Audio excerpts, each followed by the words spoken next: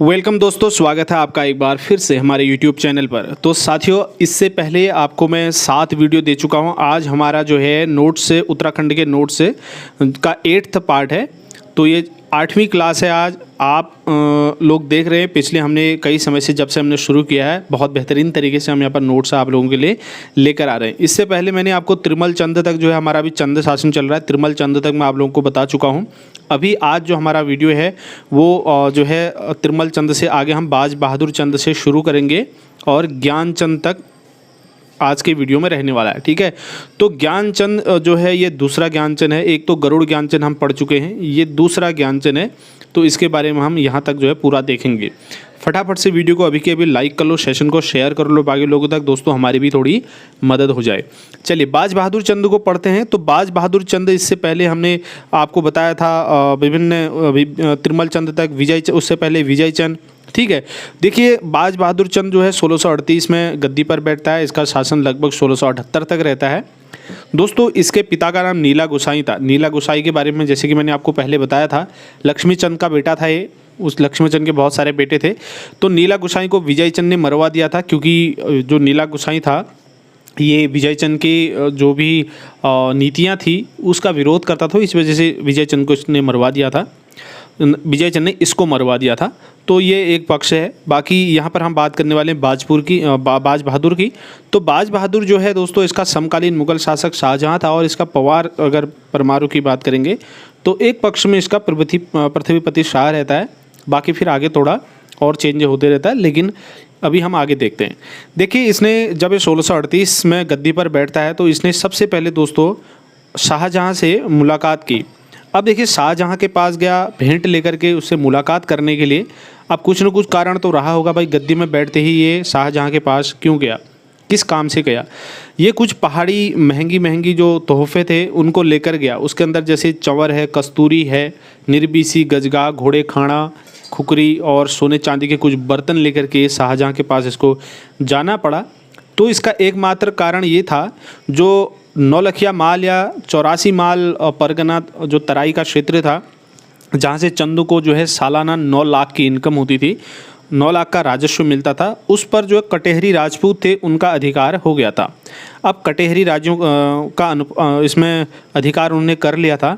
तो इससे क्या हुआ, जो चंद लोग थे भाई, इनकी अर्थव्यवस्था लगभग आप देखेंगे ठप हो गई थी। 9 लाख रुपए वार्षिक उस समय बहुत ज़्यादा होता था। तो उनकी अर्थव्यवस्था अच्छे तरीके से ठप हो गई। तो अब इनको समस्या उत्पन्न होगी। अब कटेहरी राजपूत जो थे दोस्तों, इन पर जो है मुग़लों का आशीर्वाद था, यानी कि ये मुग़लों के आशीर्वाद पर्यंत यहाँ पर शासन कर रहे थे। तो मुग़लों पर आश्रित थे। अब कोई आदमी किसी दूसरे पर आश्रित है तो आप उसके पास ही तो जाओगे भाई, जिन पर आपकी कृपा है, उनकी वजह से हमारा इतना नुकसान हो रहा है, तो आप थोड़ी सी अपनी कृपा वहाँ से हटा करके हमारी मदद कीजिए। तो इस तरीके से इसने शाहजहाँ से अनुरोध किया और उसको भेंट लेकर के गया। तो उसका परिणाम होता है दोस्तों, इनको 9 लखिया माल वापस मिल जाता है। ठीक है, यानी कि 84 माल परगना का जो क्षेत्र था तराई वाला, ये इनको वापस मिल जाता है। और इसी के साथ ही साथ जो शाहजहाँ ने इसकी मदद की, उसका दूसरा कारण ये भी था क्योंकि इसने शाहजहाँ के गढ़वाल युद्ध में उसका साथ दिया था। उसके बाद जो है शाहजहाँ इसकी राजभक्ति से प्रभावित भी हुआ दोस्तों। उससे इनको 2 फायदे हुए। एक तो इनको ये वापस मिल गया, दूसरा इसको बहादुर और जमींदार की उपाधि शाहजहाँ ने दे दी। अब देखिए ये 2 चीज़ें यहाँ से एक साथ चलती हैं। उसके बाद दोस्तों ये पूरे जो प्रकरण होता है, ये पूरी घटना होती है, वो वापस लेना वगैरह। तो इस कार्य में मुरादाबाद के सूबेदार था, उसका नाम रुस्तम खां था, उसने भी इनकी सहायता की थी। किसकी? चंदू की सहायता की थी। देखो मैं जो भी चीज़ आपको बता रहा हूँ, पूरा प्रकरण जो है अच्छी तरीके से कहानी की तरह आपको समझनी है। कैसे क्या हुआ, कैसे क्या हुआ, वो पूरी चीज़ अगर स्टेप वाइज आप अच्छे तरीके से समझे होंगे तो एग्ज़ाम में किसी भी कहीं से भी बीच से अगर पूछ लिया जाएगा तो आप वहाँ पर कंफ्यूज नहीं होने वाले। ठीक है, अब हमने कहा 9 लखिया माल या 84 माल परगना जिनको वापस मिल गया। तो यहाँ पर जब ये वापस मिला तो इन्होंने क्या किया, यहाँ पर अपने अधिकारी नियुक्त कर दिए। जब कोई क्षेत्र मिलता है तो उसकी देख रेख, वहाँ पर शासन प्रशासन फिर इनकी जिम्मेदारी। तो इन्होंने अपने अधिकारी वहाँ पर नियुक्त कर दिए और वहाँ पर सभी प्रकार की सुविधाएँ इन्होंने दे दी। ठीक है, तो सभी सुविधाएं वहाँ पर दे दी। और फिर जब वहाँ पर शासन इनको करना ही था, इन्होंने अपने शासन की सुविधा के लिए इसको विभाजित कर दिया, क्योंकि जैसे पहले बहुत बड़ा था, उसके छोटे छोटे टुकड़े करके शासन करने में वहाँ पर सुविधा होती है। जैसे पहले यूपी बहुत बड़ा था, फिर उत्तराखंड अलग कर दिया, तो उत्तराखंड में एक अलग से पूरे विकास, मतलब कहते हैं ना कि जितना छोटा राज्य, छोटा परिवार या किसी भी चीज़ को देख लो, वहाँ पर देख रेख और शासन प्रशासन की व्यवस्था अच्छे तरीके से होती है। तो इसने इसको पट्टियों और ग्रामों में बांट दिया, ठीक है। तो इतना कुछ करने के बाद इसने सोचा कि भाई यार ठीक है, इतना कुछ हमने किया है, तो इसकी याद में इसने एक मतलब इसको एक मेमोरेबल बनाने के लिए यहाँ पर एक नगर की स्थापना कर दी, एक शहर की स्थापना की, जिसका नाम क्या है, बाजपुर। तो बाजपुर नगर की स्थापना किसने की? बाज बहादुर चंद ने की। ये तो वैसे ही याद हो जाएगा नाम से। भाई इतनी कहानी हो जाती है। उसके बाद बाज बहादुर चंद क्या करता है? मनीलागढ़ पर हमला करता है, ठीक है। अब मनीलागढ़ क्या था? जो कत्यूरी राजकुमार थे उन लोगों का गढ़ माना जाता था मनीलागढ़, ठीक है। तो यहाँ से आपको तीलू रौतेली के बारे में भी काफ़ी कुछ जानने को मिलेगा, क्योंकि उनसे संबंधित है, तो उनके बारे में भी थोड़ा बहुत हम जानते हुए चलेंगे। तो जब इसने मनीलागढ़ पर हमला किया तो यहाँ से इन लोगों को, कत्यूरी को इसने क्या कर दिया? गढ़वाल की तरफ को खदेड़ दिया, वहाँ को भगा दिया। और फिर जाकर वहाँ जब इनको भगा दिया तो गढ़वाल के जो पूर्वी भाग थे वहाँ पर इन्होंने लूटपाट करना प्रारंभ कर दिया। अब भाई किसी के घर पे, किसी के राज्य में अगर लूटपाट तुम लोग करोगे, ठीक है, उत्पात मचाओगे, तो क्या होगा? वहाँ का जो शासक प्रशासक होगा, वहाँ के लोग होंगे, वो तुम्हारे ऊपर हमला तो करेंगे ही। तो इसी बात से परेशान होकर के तीलू रौतेली ने क्या किया? गढ़वाल की सीमा से इनको खदेड़ने के लिए हथियार उठा लिए। तीलू रौतेली के बारे में आपको पता है, ये गोला रावत भूप सिंह थोकदार की पुत्री थी, ठीक है। तो इसी प्रकार से सीमाओं पर लड़ाई झगड़ा मारपीट, कभी इधर से उधर भगाना, कभी उधर से इधर भगाना। तो इस तरीके की एक घटना जो थी, ये बाज बहादुर चंद के समय से शुरू होती है और उद्योग चंद के समय तक लगभग चलती ही रहती है। दोस्तों जो गोला सिंह भूप सिंह रावत थे, तो इन्होंने जो ये कुमाऊनी उत्पाती, जिन्होंने उत्पात वहाँ पर मचाया था, इन लोगों का विरोध किया। इन लोगों का विरोध अपने दोनों पुत्रों के साथ मिलकर के किया, लेकिन दुर्भाग्यवश ये और इनके दोनों पुत्र मारे जाते हैं। जब तीलू रौतेली के पिताजी और उसके दोनों भाई मारे जाते हैं, तो उसके बाद क्या करती है तीलू रौतेली? एक सुदृढ़ फौज तैयार करने की कोशिश करती है। उसमें क्या करती है तीलू रौतेली? लड़ाकू कोली राजपूत, रावत, नेगी, सजवान, असवाल, ठीक है, ये कुछ वीरों की एक बहुत बढ़िया फौज बनाती है। और फौज तैयार करने के बाद क्या करती है? जो कुमाऊनी उपद्रवी थे, इन पर हमला कर देती है, ठीक है। तो इन पर हमला करने के बाद कुमाऊनी आक्रमणकारी क्या होते हैं? कुमाऊं सीमा की ओर भाग चलते हैं। जब उन पर इस बहुत तगड़ी फौज जो बनाई थी तीलू रौतेली ने, इन पर हमला कर दिया, तो ये तो भागेंगे, जान बचानी है।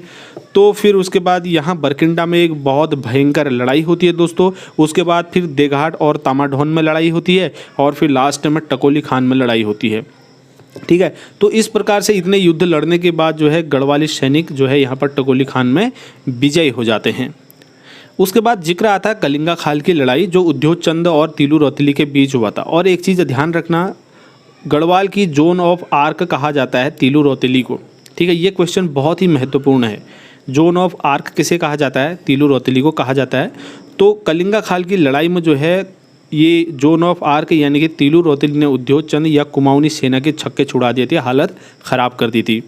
उसके बाद खैरागढ़ को भी जीत लिया जाता है तीलू रौतेली के द्वारा। तो इससे क्या होता है दोस्तों? चंदू का कोट, जिसको चौथ कोट कहते हैं, और अल्मोड़ा का जो पश्चिमी वाला भाग था, ये लगभग जो है हमेशा आप कह सकते हैं गढ़वालियों के अधिकार में बना रहा, ठीक है। तो इस प्रकार से विभिन्न युद्ध लड़ने के बाद, इतनी जीतों के बाद क्या होता है? एक दिन तीलू रौतेली थकी हारी पूर्वी नयार नदी में नहा रही थी। तो उसी समय, उनके नहाते समय किसी ने पीछे से आकर के उनके शत्रु ने तलवार से उनकी गर्दन उड़ा दी। तो ये एक बहुत दुर्भाग्यपूर्ण घटना थी, शर्मनाक घटना थी, जिसमें उनका युद्ध में उनको नहीं मारा, उनके पीठ पीछे जो है उन पर हमला करके उनकी गर्दन उड़ा दी, वो भी नहाते वक्त। तो वीरांगना, इस महान वीरांगना को चोरी से मारना इतिहास का एक महाकलंक माना जाता है, ठीक है। इस चीज़ को आपको ध्यान रखना। ये एक पक्ष था जो तीलू रौतेली के साथ उस समय उसकी युद्ध और ये सारी चीज़ें सामने आई थी। तो दोस्तों उसके बाद जो है बाज बहादुर ने कैलाश मानसरोवर तीर्थ यात्रियों के लिए 1673 ईस्वी में गूंठ भूमि दान दी थी, ऐसा उल्लेख मिलता है। तो मानसरोवर तीर्थ यात्रियों के लिए किसने गूंठ भूमि दान दी थी? ये बाज बहादुर चंद ने दी थी, ऐसे क्वेश्चन बनते हैं जब कुछ पढ़ते हो उसका क्वेश्चन बनाकर भी अपने ध्यान में रखा करो, ठीक है। तो गूढ़ भूमि क्या होती है? गूढ़ भूमि वो भूमि होती है जिस पर जो है, जैसे कोई मंदिर है, मंदिरों में की देखभाल में जितना भी खर्चा आता है, जो भी अनाज आता है, उन सभी की व्यवस्था के लिए इस भूमि को, जो वहाँ का पुजारी होता है, उस पुजारी को दे दिया जाता है, ताकि इस भूमि से वहाँ के खर्चे वगैरह अनाज वनाज की व्यवस्था हो सके। उसके बाद दोस्तों इसने और भी काम किए। जो भोटिया और शौका थे, इनको जो है इसने तिब्बत को दी जाने वाली दस्तूर पर रोक लगा दी। जब तिब्बतियों ने उससे दुआ विंदी की तो इसने उनके अनुरोध पर इस दस्तूर को वापस से फिर से चालू कर दिया, जो भोटिया और शौका लोग देते थे तिब्बत को दस्तूर। इसने और भी काम किए, जैसे शोर में स्थित एक उर्ग नामक गाँव है, तो उसके बदले इसने बाज बहादुर चंद ने क्या किया, रतन जोशी को तल्ला 83 में एक जूला ज़मीन दे दी, ठीक है। चितौना का राजा था, ठीक है। इसने क्या किया था, कालीघाट के ऊपर एक किला बनाया था और वहाँ पर ये रह रहा था। इसने अपने आप को यहाँ पर स्वतंत्र घोषित कर दिया, ज़्यादा चौड़ में आ गया था ये। तो बाज बहादुर चंद वहाँ पर गया और उसने इस किले को छीन करके इसको वहीं पर लटकवा दिया, ठीक है। चितौना के राजा को कालीघाट के ऊपर इसने किला बनाकर रह रहा था। बहुत इंपॉर्टेंट है, ध्यान रखना है। तो पेड़ में से वहीं पर लटका दिया था, किले को भी छीन लिया कि भाई अब हमको दादागिरी दिखाएगा तू। उसके बाद है इसने और भी काम किया। जो भोटिया और हुनिये जो थे, तिब्बती जो थे, उनको इसने टैक्स चुकाने पर बाध्य कर दिया। उनसे एक टैक्स लिया इसने, ज़बरदस्ती उन पर थोपा था ये टैक्स इसने। उस टैक्स का नाम था सीरती, ठीक है। जो सीरती टैक्स होता है ये नकद के रूप में लिया जाता है। कर बहुत प्रकार के कर हैं, मैं वीडियो एक पार्ट हमारा जो चंद रहेगा उसमें जितने प्रकार के कर थे उन करों की एक अलग से वीडियो बनेगी, ठीक है। तो इसने निजी प्रयोग के लिए, अपने खुद के प्रयोग के लिए इसने फेटांग जो सोने का चूरा होता है उसको फेटांग बोलते हैं, कस्तूरी, नाभा और नमक कर लगाया, ठीक है, जनता पर। तो ये भी ध्यान रखना आपने। इसने जो दरबार था इसको मुग़लों की तरह बनाने का इसने प्रयास किया। जिस तरह से मुग़लों के कर्मचारी थे, मुग़लों की राज प्रशासन चलता था, उस प्रकार से बनाने का इसने प्रयास किया। इसने कुछ नए पद सृजित किए अपने राज्य में, ठीक है। मतलब ऐसे पद इसने सृजित किए जैसे जो काम करता था उसके पद का नाम वही रख दिया। जैसे पानी भरने वाला था तो उसका नाम पनेरू रख दिया इसने। फल लाने वाले के लिए फुलेरिया रख दिया।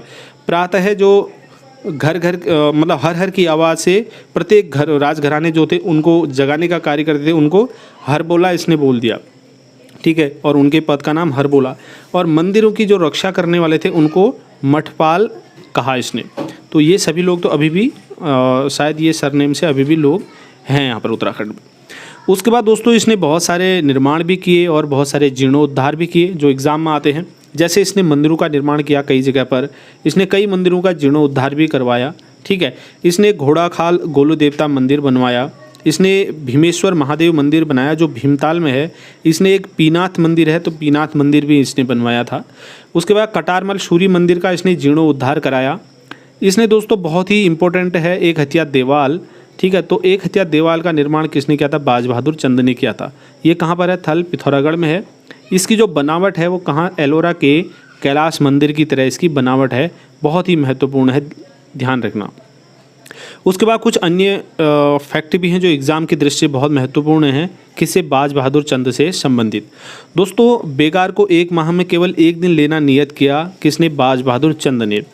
इसने जो है इसको जो है बहादुर और जमींदार की उपाधि दी, किसने दी थी? शाहजहाँ ने दी थी। ये मैं पहले भी बताया आपको। औरंगजेब से प्रभावित होकर इसने जजिया कर लगाया था। तो जजिया कर लगाने वाला कौन था? राजा कुमाऊनी। तो वो था और जो है बाज बहादुर चंद, औरंगजेब से प्रभावित होकर लगाया था इसने। तो यहाँ से जजिया वसूल करके ये क्या करता था? दिल्ली भेजता था। दोस्तों कुमाऊँ का पहला शासक जिसने नमक कर लगाया, कौन? बाज बहादुर चंद। अपने अंतिम काल में बहुत अत्याचारी हो गया था, इसीलिए इसको क्या कहते थे? बूढ़ा अत्याचारी शासक कहा जाता है। उसके बाद शाहजहाँ ने इसे नगाड़े बजाने की अनुमति दी थी। किस राजा को दी थी शाहजहाँ ने नगाड़े बजाने की अनुमति? तो इसका सही जवाब क्या होने वाला है? बाज बहादुर चंद। इसको कुमाऊँ का बलवन कहा जाता है। दोस्तों ये भी ध्यान रखना, कुमाऊँ का बलवन किसे कहा जाता है? बाज बहादुर चंद को कहा जाता है। इसने खुद को भगवान नारायण का स्वरूप माना था, ठीक है। तो ये कहता था कि मैं नारायण के स्वरूप हूँ, मैं भगवान नारायण का अवतार हूँ। नंदा देवी की प्रतिमा इसने बधानगढ़ से अल्मोड़ा लाया था और यहाँ पर इसने क्या किया था? स्थापना कर दी थी।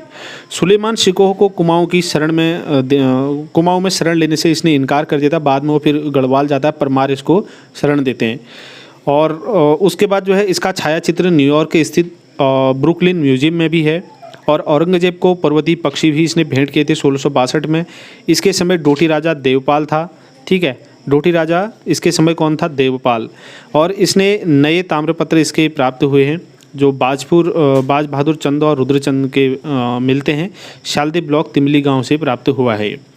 उसके बाद अनंत देव ने बाजपुर के संरक्षण में स्मृति कौतुंब नामक ग्रंथ की रचना की।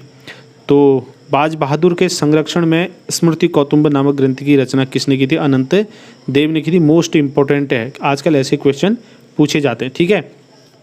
बाज बहादुर चंद के बाद आता है उसका बेटा उद्योग चंद। तो बाज बहादुर चंद का कार्यकाल 1678 में ख़त्म होता है। यहाँ से जो है 1698 तक उद्योग चंद का कार्यकाल शुरू होता है। तो उद्योग चंद के पिता का नाम था बाज बहादुर चंद, मैंने आपको बता दिया। दोस्तों, नेपाल पर आक्रमण, डोटी राज्य पर आक्रमण सबसे पहले भारती चंद ने किया था, ठीक है। उसके बाद नेपाल पर आक्रमण करने वाला दूसरा राजा कौन है, उद्योग चंद ही है, ठीक है। तो इसने नेपाल के जो डोटी राज्य था, डोटी के ग्रीष्मकालीन राजधानी अजमेरगढ़ पर अधिकार कर लिया, ठीक है। किसने, उद्योग चंद ने आक्रमण करके। तो इसका एक बरम ताम्रपत्र है जो मुआनी पिथौरागढ़ में है। तो 1679 का इसको 1679 का इस ताम्रपत्र को माना जाता है। इसमें ऐसा उल्लेख है कि उद्योग चंद की जो धाई माता थी, इसको एक बीमारी लग गई थी। इस बीमारी को इसके एक राजवैद्य था जिसका नाम वरदेव था, तो उसने ठीक किया था, ठीक है। तो उसने जो है सूर्य ग्रहण के दिन एक संकल्प लिया था। तो संकल्प लेकर के उस एक भूमि उसको दान में दी थी, किसको, बरदेव को, ठीक है। उद्योग चंद जब गद्दी पर बैठता है तो उसने सबसे पहले बाकी अपने पूर्वजों की तरह क्या किया, गढ़वाल पर आक्रमण किया सबसे पहले, ठीक है। उद्योग चंद ने, क्योंकि उसके जो पूर्वज थे उन्होंने भी सबने गढ़वाल पर आक्रमण किया था।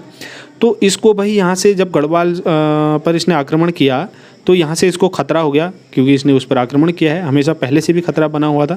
दूसरा, इसको डोटी राज्य से भी खतरा था, क्योंकि इसने डोटी पर भी गढ़वाल आक्रमण किया था। इन दोनों जगह पर से इसको खतरा था। अब खतरा होने का कारण मैंने आपको बता दिया।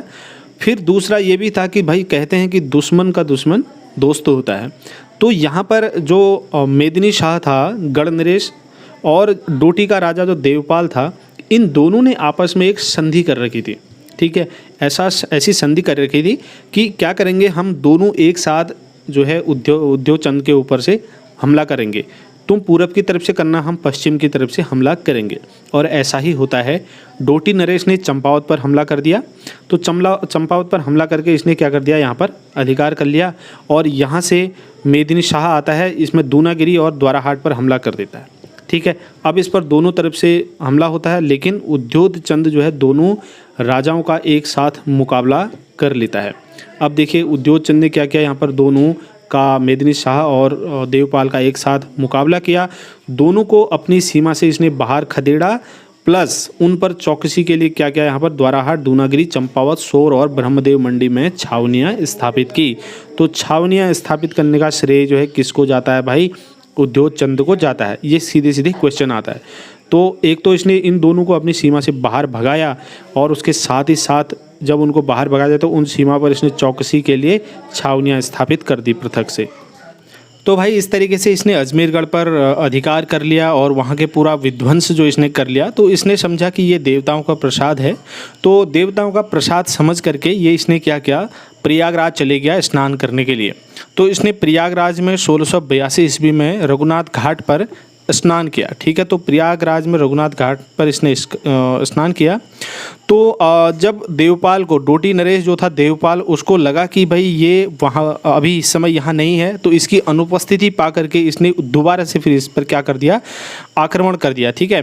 तो इस समय फिर क्या किया, जब प्रयागराज से ये आया, फटाफट से इसने सोचा भाई आक्रमण कर दिया, तो फटाफट से आया। तो इसने इस बार क्या किया, देवपाल को काली नदी के पार भगा दिया, और इस बार ये पूरा अजमेरगढ़ पर इसने चढ़ाई की, ठीक है। और जब अजमेरगढ़ पर चढ़ाई हुई तो देवपाल अजमेरगढ़ से भी आगे भाग गया। कहाँ पर, शीतकालीन राजधानी, ये ग्रीष्मकालीन राजधानी अजमेरगढ़ थी, शीतकालीन राजधानी इसकी जुराइल दीपाइल कोट था।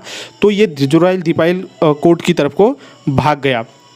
इस बार जो है अजमेरगढ़ को धूल चटा करके सेना वापस आ गई। इसने यहाँ पर कोई अधिकार नहीं किया, किसी अपने कर्मचारी को यहाँ नहीं रखा, इस पर शासन नहीं किया, तो अजमेरगढ़ से ही ये वापस आ गया उसको हरा करके। ठीक है, अजमेरगढ़ विजय कर लिया इसने 1683 में। तो इस सैनिक अभियान में उद्योगचंद का सेनापति हिरुदेवपा मारा जाता है और इसके वंशजों को हिरुदेवपा मारा जाता है, तो इसके वंशजों को ये 8 गाँव रौत में दे देता। रौत का मतलब बहादुरी का एक इनाम होता था, तो उस इनाम स्वरूप जो है ये बहादुरी के इनाम के रूप में जो है 8 गांव रौत में दे देता है। किसको? हिरुदेवपा के वंशजों को। उसके बाद 1688 में उद्योगचंद ने खैरागढ़ पर अधिकार कर लिया। तो खैरागढ़ पर जब अधिकार कर लिया तो उसके बाद जो है डोटी नरेश और उद्योगचंद के बीच एक संधि होती है जिसको खैरागढ़ संधि के नाम से भी जाना जाता है। इस संधि में जो करार हुए थे वो ये हुआ था कि जो डोटी नरेश है वो कुमाऊं के राजा को, कुमाऊं नरेश को क्या करेगा?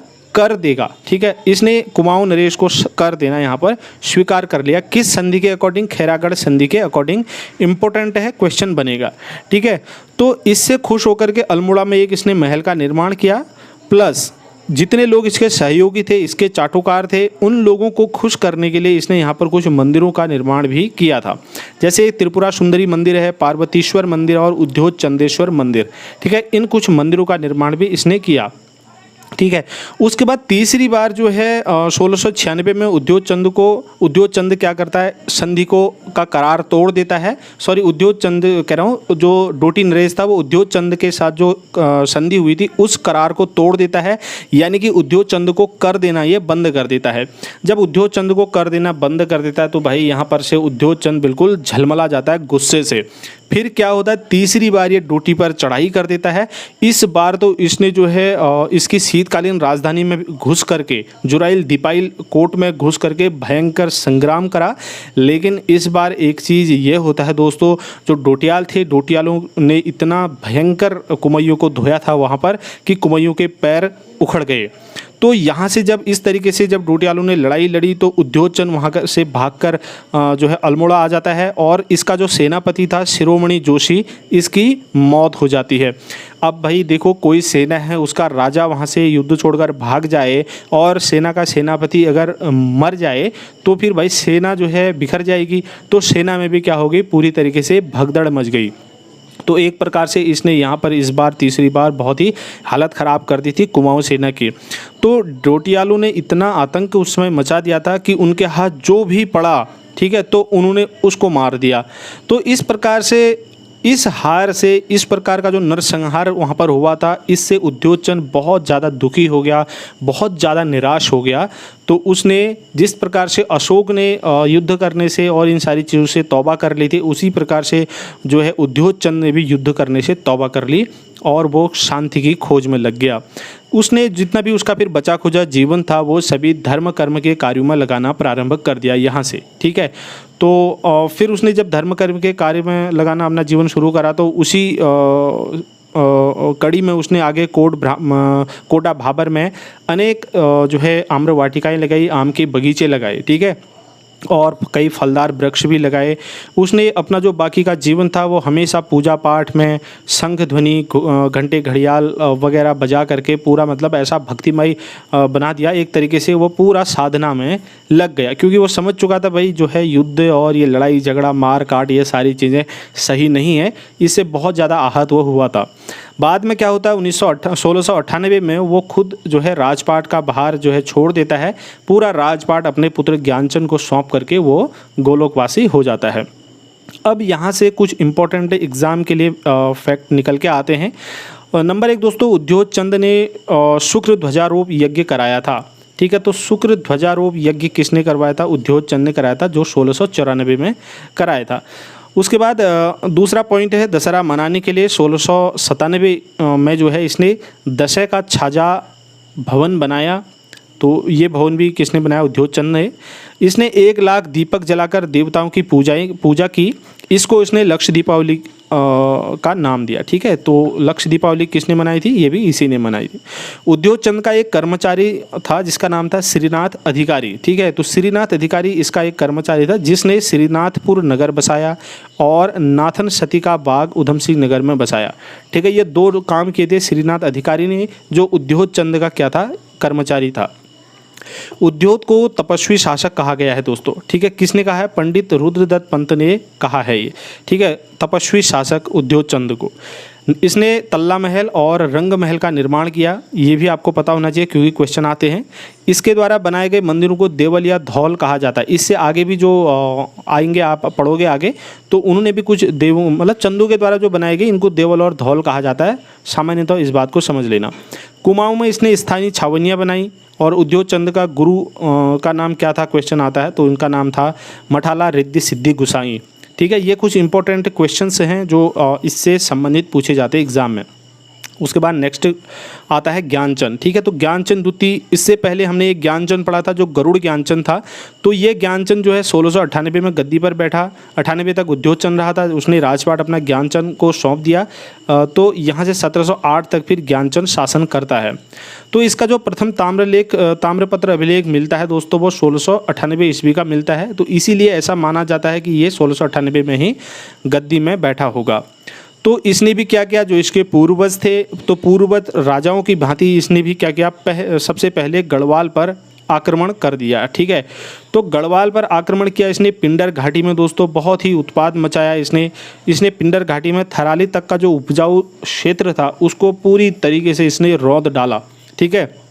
तो इसने 1699 बधानगढ़ जीत लिया, ठीक है। इस तरीके से थराली तक का प्रदेश इसने रौंद डाला। तो 1699 में क्या होता है? ये बधानगढ़ को जीत लेता है।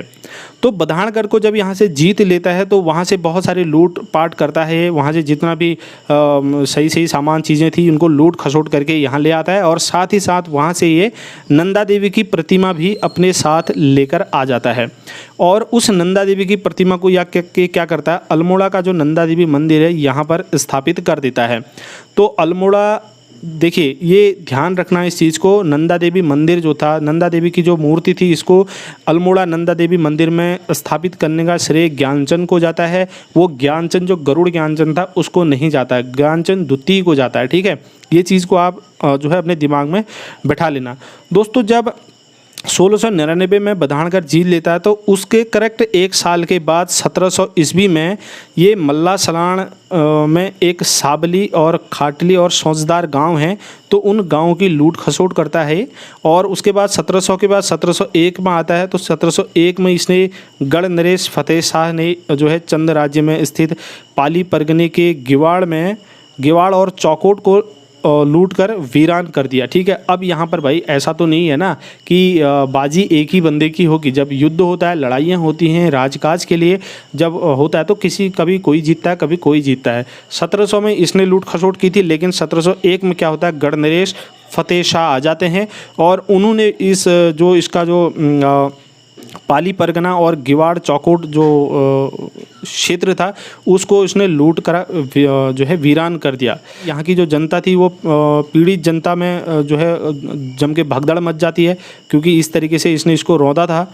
फिर उसके बाद 1703 में एक दुधौली का युद्ध होता है जो ज्ञानचंद और फतेहपति शाह के बीच हो जाता है, ठीक है। यहाँ पर फतेह ने बाजी मार ली थी और उसके बाद 1703 में दोबारा से युद्ध होता है ज्ञानचंद और फतेह शाह के बीच, जिसमें फतेह शाह की हार हो जाती है, ठीक है। यहाँ पर तो ठीक है, गढ़वाल की एक स्टोरी बनी। उसके बाद हमने कहा इसने डोटी पर भी अधिकार किया था। तो डोटी अभियान का एक मुख्य जो पक्ष रहा वो किस तरीके से रहा, इसको समझते हैं। 1703 तक की कहानी आपको मैंने बताई। फिर 1704 में क्या होता है दोस्तों? ये डोटी पर आक्रमण कर देता है। डोटी पर आक्रमण करता है, ये पिता के हार का बदला लेता है, ठीक है। जैसे कि हमने बताया आपको उद्योत चंद के समय में क्या हुआ था, ठीक है, किस तरीके से उद्योत चंद को वहाँ से भगाया था और उद्योत चंद निराश होकर के उसने धर्म कर्म में अपना पूरा जीवन लगा लिया था। उसके बाद युद्ध करना छोड़ दिया था। अब ये भाई अपने बाप के हार का बदला लेता है और युद्ध में जो है कुमाऊं की सीमा जो ये युद्ध था ये इसको कुमाऊं की सीमा पर ही लड़ना पड़ा, क्योंकि इसका एक कारण था। इसका क्या कारण था इसको मैं आपको बताता हूँ।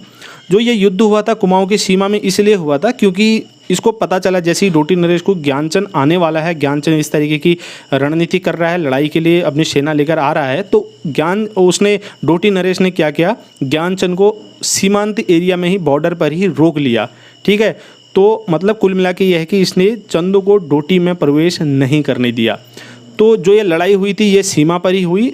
यहाँ पर जो है उस समय जो ये भाबर वाला जहाँ पर ये लड़ाई हुई उस समय ये भाबर मलेरिया ग्रस्त चल रहा था। तो डोटी नरेश यहाँ से भागकर तो चला गया, यहाँ पर चंदू की जीत हो गई, लेकिन यहाँ से एक चीज़ ये हुआ कि जो कुमाऊनी सेना थी वो मलेरिया ग्रस्त हो गई। ठीक है, तो मलेरिया ग्रस्त हो गई तो ज्ञानचंद क्या करता है, यहाँ से वापस अपनी राजधानी आ जाता है, जीतने के बाद आता है। ठीक है, लेकिन सेना मलेरिया ग्रस्त हो जाती है, इसको ध्यान रखना आपने। उसके बाद दोस्तों इसके शासनकाल में कुछ इंपॉर्टेंट चीज़ें भी आती हैं जिनका इसने निर्माण किया।